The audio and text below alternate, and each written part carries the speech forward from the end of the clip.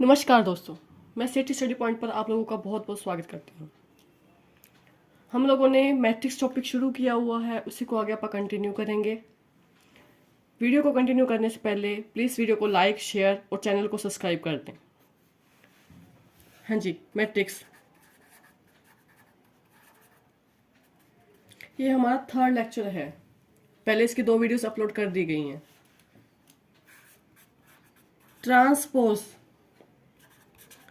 Transpose of a matrix. Matrix का transpose क्या होता है? Interchange of row and columns. कैसे? जैसे हमारे पास कोई मैट्रिक है ए, जिसके एलिमेंट है ए आई जे एम क्रॉस एन, उसका ऑर्डर है, तो ए ट्रांसपोज, जिसको आप ए डैश या फिर ए टी इसे डिनोट करते हैं। इसमें रो और कॉलम का इंटरचेंज है, इसको आप क्या बोलते थे? रो। ये क्या थी? कॉलम। इसका इंटरचेंज कर देंगे। और ये भी ऑर्डर भी रोज और कॉलम का ही था, इसको भी इंटरचेंज कर देंगे। ठीक है, तो हमारी जो नई ट्रांसपोज करके मैट्रिक आएगी वो इस तरह की कुछ होएगी। जैसे कि एक एग्जांपल लेते हैं अपन। ए कोई मैट्रिक है 1 2 3 4 5 6, ये इसमें 2 रोज है और 3 कॉलम्स हैं। इसका जब आप ट्रांसपोज करेंगे तब क्या होगा? ये जो रो है इसको तो कॉलम बना दो, ये रो है इसको कॉलम बना दो, तो अब 3 रोज होगी और 2 कॉलम्स हो गए। तो जो रोज थी वो कॉलम में कन्वर्ट होगी और ऑर्डर भी उसी तरह से चेंज हो गया। ये क्या होता है? अपना ट्रांसपोज ऑफ अ मैट्रिक। अब इसकी कुछ प्रॉपर्टीज हैं ट्रांसपोज की। प्रॉपर्टीज ऑफ ट्रांसपोज वो क्या होती हैं?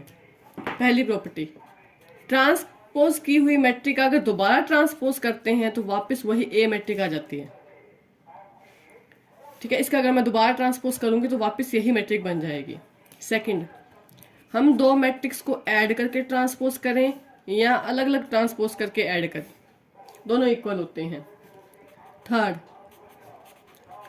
ए बी का प्रोडक्ट, इसका ट्रांसपोज करेंगे तो इसका ट्रांसपोज उल्टा खुलता है, पहले बी का ट्रांसपोज फिर ए का, इनकी मल्टीप्लाई इसकी इक्वल होती है। उसके बाद स्केलर मल्टीप्लिकेशन, इसका ट्रांसपोज करते हैं तो स्केलर को कोई फर्क नहीं पड़ता और ए के ऊपर ट्रांसपोज हो जाता है। फिफ्थ प्रॉपर्टी, हम किसी की पावर करते हैं, ए की कोई पावर करते हैं, उसका ट्रांसपोज कर लो या ए ट्रांसपोज करके उसकी पावर कर लो, दोनों बातें सेम होती हैं। ये था अपना ट्रांसपोज। अब ट्रांसपोज से रिलेटेड ही हम आगे करेंगे भी। ट्रांसपोज से एक मैट्रिक बनाएंगे इस प्रॉपर्टी से, इसको हम बोलेंगे सिमेट्रिक मैट्रिक। सिमेट्रिक और skew symmetric matrix.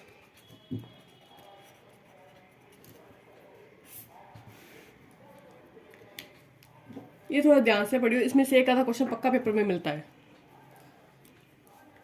Symmetric matric इसको बोलते हैं जब किसी मैट्रिक का ट्रांसपोज कर दें और वापस वो उसी मैट्रिक के बराबर आ जाए, उसको बोलते हैं सिमेट्रिक मैट्रिक। किसी मैट्रिक का ट्रांसपोज कर दें वो उसी मैट्रिक के नेगेटिव के इक्वल आ जाए, उसको बोलते हैं स्क्यू सिमेट्रिक। इसको हम पहले देखते हैं मैथमेटिकली कैसे लिखते हैं।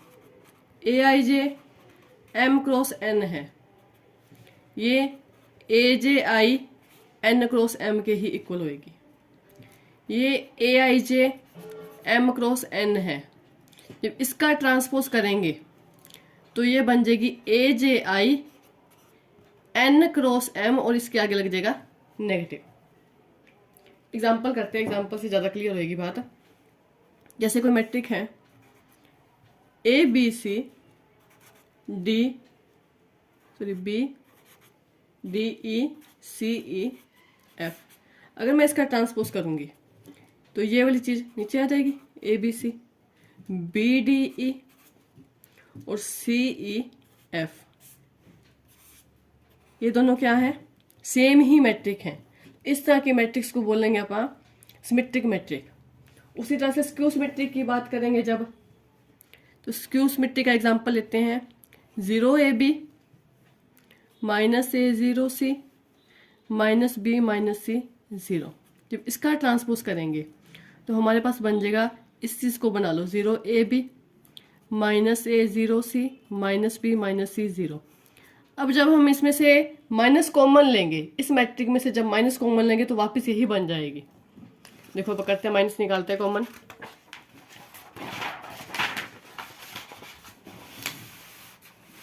देखिए अपन माइनस कॉमन निकालेंगे, माइनस कॉमन निकाल लिया, 0ab -a0c -b -c 0। ये वापस यही मैट्रिक बन गई। तो इस तरह की मैट्रिक्स को क्या बोलेंगे? Skew symmetric matric. ठीक है जी। नेक्स्ट अपनी आगे पढ़ते हैं अपन। इसके आगे कुछ नोट्स है, इसके कुछ रिमार्क कह लो, नोट कह लो। फर्स्ट नोट है कि जो symmetric matric, sorry skew symmetric matric होती है, स्क्यू सिमेट्रिक मैट्रिक, इसके जो डायगोनल एलिमेंट होते हैं, जो प्रिंसिपल डायगोनल एलिमेंट्स होते हैं इस तरह के, वो क्या होते हैं? सारे 0 होते हैं, must be 0। Diagonal element must be 0। और सेकंड बात, कोई एक ऐसी मैट्रिक जो सिमेट्रिक भी हो और स्क्यू सिमेट्रिक भी हो, वो होती है नल मैट्रिक।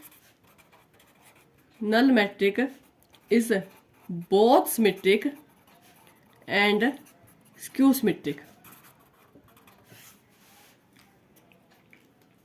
नेक्स्ट है, अब इसी की ही स्क्यू सिमेट्रिक और सिमेट्रिक की कुछ प्रॉपर्टीज करेंगे।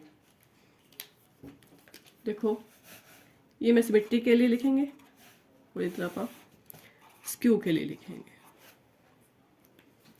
हमारे पास अगर ए कोई मैट्रिक है, if A is any square matric,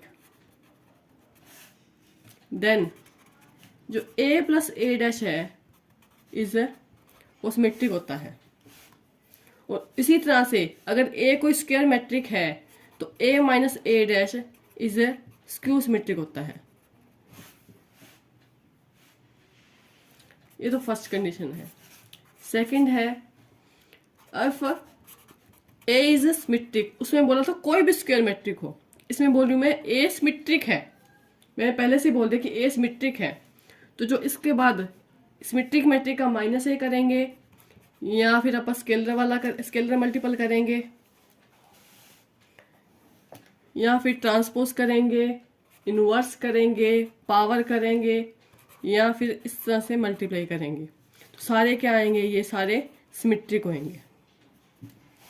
उसी तरह से if a is skew symmetric, then इसमें थी a की कोई मर्जी पावर हो सारी सिमेट्रिक होगी, पर इसमें ऐसा नहीं होता। a की जो इवन पावर्स हैं वो तो सारी सिमेट्रिक हो जाएंगी। अगर a स्क्यू सिमेट्रिक है तो उसकी इवन पावर सिमेट्रिक मैट्रिक होती हैं, और a की जो ऑड पावर होती हैं वो स्क्यू सिमेट्रिक होती हैं। इसके अलावा जो स्केलर मल्टीपल वाली बात है वो इसमें भी होल्ड करेगा, और जो अपन ने ये बात करी थी अभी ये वाली, ये इसमें भी होल्ड करेगी। ये क्या होंगी? स्क्यू सिमेट्रिक ही होंगी। नेक्स्ट है, इसके बाद कुछ एक थ्योरम्स कह लो, चाहे कुछ भी कह लो, रिजल्ट कह लो, ठीक है। थ्योरम्स की तरह ही है, पर अपने को इसके प्रूफ नहीं करने, हमें सिर्फ उसके रिजल्ट करने हैं। A and B are symmetric matrix. अगर सिमेट्रिक मैट्रिक है, दोनों ही सेम ऑर्डर की हैं, सेम ऑर्डर की हैं, तब पहली कंडीशन क्या हो सकती है? जो इसकी प्रोडक्ट है वो भी सिमेट्रिक होएगी। कब? प्रोडक्ट कब सिमेट्रिक होएगी? जब वो आपस में कम्यूट करेंगे, A B is equal to B A होगा। इसके अलावा जो इन दोनों का सम है, यानी कि A B plus B A is, ये क्या होएगा? सिमेट्रिक होगा।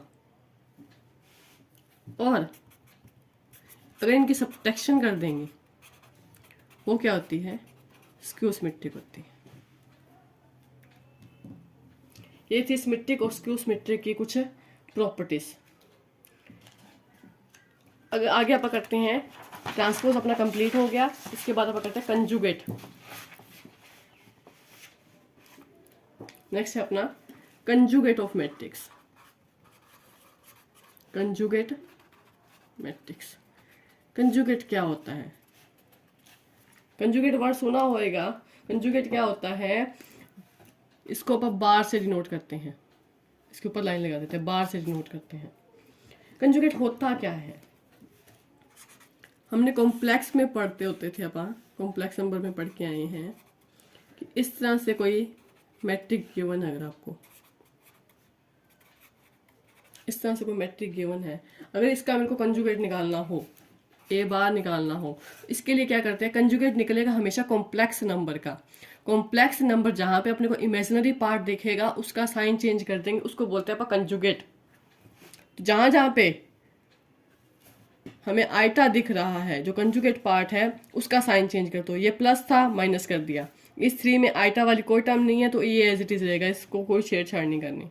4 आइटा है तो इसको -4 आइटा कर देंगे, इसको 2 प्लस आइटा कर देंगे, इसको 3 आइटा कर देंगे, इसको 4 कर देंगे। तो ये क्या हो गया, conjugate, conjugate of a matrix. ठीक है, इसके बाद इसमें एक नोट लिखते हैं पहले। अगर सारे एलिमेंट, ए के सारे एलिमेंट्स रियल हों, if all element of matrix is real number, then A conjugate is equal to A ही होता है। उसका कोई कंजुगेट होगा ही नहीं, वो वैसा का वैसा ही रह जाएगा। ठीक है, नेक्स्ट है अपने पास प्रॉपर्टीज करते हैं इसी कंजुगेट की। जैसे अपन ने उसके ट्रांसपोज की करी थी, वैसे कंजुगेट की कुछ प्रॉपर्टीज हैं कि कंजुगेट का दोबारा कंजुगेट करेंगे तो वापस वो ए ही बन जाएगा। इसका अगर मैं दोबारा साइन चेंज करूंगी तो ये वापस वही मैट्रिक बन जाएगी।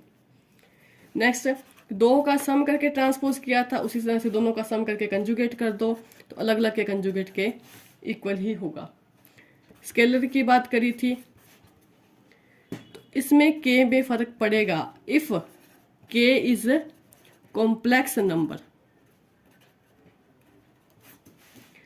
इफ के इज रियल नंबर, अगर के कोई रियल नंबर है तो इस पे कोई फर्क नहीं पड़ेगा, तो फिर ये इसके इक्वल होगा। नेक्स्ट है 2 के प्रोडक्ट कर दी थी, कंजुगेट में ये सीधे सीधे के इक्वल होएगा, इसमें वो उल्टा नहीं होएगा जैसे कि ट्रांसपोज में होता था। ठीक है, ये था ट्रांसपोज और कंजुगेट। अब हम दोनों को इकट्ठा मिलाएंगे, ट्रांसपोज और कंजुगेट दोनों को इकट्ठा मिलाएंगे। ट्रांसपोज्ड कंजुगेट ऑफ मैट्रिक्स, मतलब ट्रांसपोज भी करना है और कंजुगेट भी करना है मैट्रिक्स का। करते हैं, ट्रांसपोज कर दो फिर उसका कंजुगेट कर दो, या फिर कंजुगेट पहले कर दो चाहे ट्रांसपोज कर दो। इन दोनों, या तो दोनों सिंबल लिखेंगे या आप इसको सिंपल ए थीटा ऐसे लिख सकते हैं। इसको बोलते हैं ट्रांसपोज कंजुगेट। इसका कोई एग्जांपल कुछ भी करके देख लेते हैं। आप एक एग्जांपल लिख लेते हैं, जैसे 3 प्लस आइटा, जैसे मैंने पीछे ही किया था उसी को आगे थोड़ा सा बढ़ा रही हूँ। 5 6 प्लस 2 आइटा 3, ऐसा कुछ है। अब इसका करते हैं। पहले अपने को क्या करना है, ट्रांसपोज कर लें इसका। 3 प्लस आइटा, इसको चेंज कर दूँ 3 4 iota, 2 minus iota minus iota 4 5 6 plus 2 iota. ये मैं समझाने के लिए 2 स्टेप में कर रही हूँ, वरना आप एक में ही करेंगे ये। इसका अब कर रहे हैं, ये ट्रांसपोज हो चुका, अब कंजुगेट करेंगे इसका। ये मैंने इसका ट्रांसपोज किया है, अब जो करूँगी वो इसका कंजुगेट करूँगी। इसका कंजुगेट करते हैं तो ये बन जाएगा 3 माइनस आइटा, इसका करेंगे तो 2 प्लस आइटा, ये 5 3 iota 6 minus 2 iota minus 4 iota 4 और 3। तो ये बन गया मेरा, ये ए थी और ये बन गई मेरी ए थीटा। ठीक है, इसका मैंने पहले ट्रांसपोज किया है फिर मैंने कंजुगेट किया है, यानी कि बन गया मेरा ए थीटा। अब इसकी भी कुछ प्रॉपर्टीज करेंगे, जैसे अपन ने पहले ट्रांसपोज की करी, फिर कंजुगेट की करी, वैसे ही अब इसकी करेंगे प्रॉपर्टीज। इसकी क्या प्रॉपर्टीज हैं? फर्स्ट है ए थीटा का थीटा कर दो, वापस ए ही हो जाएगा। ए प्लस बी का थीटा कर दो, वो अलग अलग के इक्वल होगा के ए थीटा, स्केलर के साथ करेंगे तो के पे ट्रांसपोज करते हैं तो कोई फर्क नहीं पड़ता, बट जब कंजुगेट करते हैं अगर के कॉम्प्लेक्स नंबर है तब इसको फर्क पड़ेगा, अगर के रियल है फिर इसको फर्क नहीं पड़ेगा। ये के ए थीटा होएगा जब के क्या है, रियल है। ए बी का थीटा, अब ये उल्टा होएगा, कंजुगेट में नहीं हुआ था, बाकी सब में होता है। नेक्स्ट, ये था हमारी ट्रांसपोज कंजुगेट की प्रॉपर्टीज। नेक्स्ट, हम जैसे ट्रांसपोज से हमने सिमेट्रिक मैट्रिक बनाया था, उसी तरह से ट्रांसपोज कंजुगेट से हम हर्मिशियन मैट्रिक बनाएंगे। हर्मिशियन मैट्रिक्स ये क्या होती है? जैसे इसमें सिमेट्रिक मैट्रिक में हमने बोला था कि ए ट्रांसपोज वापस उसी के ही इक्वल हो जाए, वो सिमेट्रिक था। उसी तरह से ए अगर ए थीटा के ही इक्वल हो जाए तो उसको बोलते हैं अपन हर्मिशियन मैट्रिक। इसको अगर सिंपल फॉर्म में लिखें तो ये किस तरह के एलिमेंट होते हैं, ए आई जे। इसमें क्या होगा, इसमें एक तो ट्रांसपोज हुआ है, ऊपर से उसका कंजुगेट हुआ है, ये इसको इक्वल होगा। पर इसमें एक बात होती है कि हर्मिशियन मैट्रिक है, इसके जो डायगोनल एलिमेंट हैं इज ऑलवेज रियल होते हैं। जो स्क्यू हर्मिशियन है, स्क्यू हर्मिशियन मैट्रिक, ये किसके इक्वल होगा, उसी तरह से ही माइनस ए के इक्वल होगा। ये इसको ऐसे लिख लो चाहे ऐसे लिख लो, ठीक है, माइनस को उधर ले गए। ये अगर ए आई जे है तो ये ए आई जे का कंजुगेट उसका नेगेटिव के इक्वल होएगा। अब इसमें इसके डायगोनल एलिमेंट रियल थे और इसके डायगोनल एलिमेंट इज 0 और प्योरली इमेजिनरी होंगे। ठीक है जी। नेक्स्ट, जैसे उसमें हमने किया था कि a plus A dash symmetric matrix है, उसी तरह से a plus A theta is hermitian होएगी और a minus A theta is skew hermitian matrix होएगी। इसको मैं HM लिखूंगी बारी बारी, हर्मिशियन मैट्रिक, ये स्क्यू हर्मिशियन मैट्रिक। ठीक है जी। अब हमने जो 3 टाइप्स पढ़ी हैं, वो ट्रांसपोज, कंजुगेट, हर्मिशियन, अब इनसे रिलेटेड 1-2 थ्योरम्स बनाएंगे।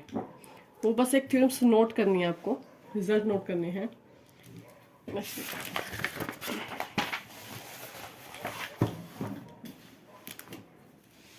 रिजल्ट है every square matrix can be expressed in one and only one way as the sum of symmetric and skew symmetric matrix. कि कोई स्क्वायर मैट्रिक है, उसको एक ही तरीका है लिखने का, सिमेट्रिक और स्क्यू सिमेट्रिक के सम में।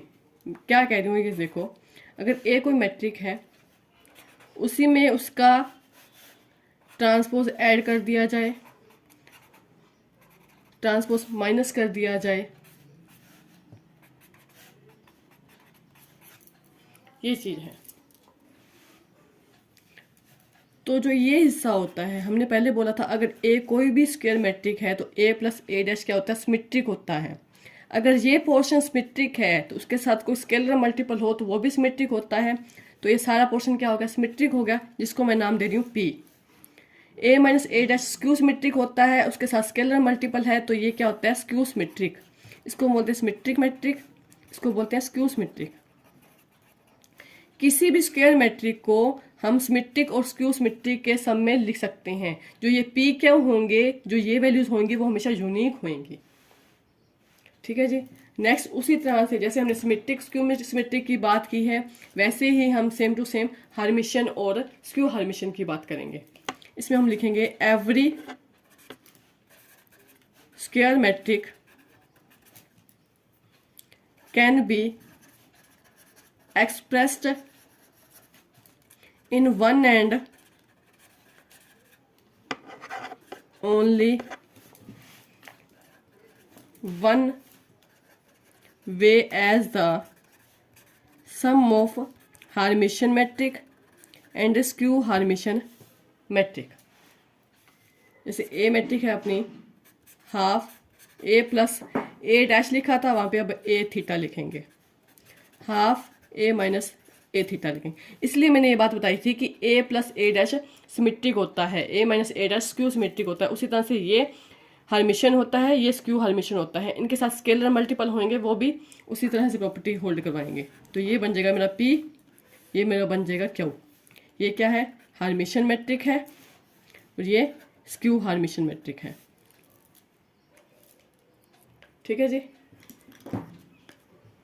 आज के लिए इतना ही करेंगे।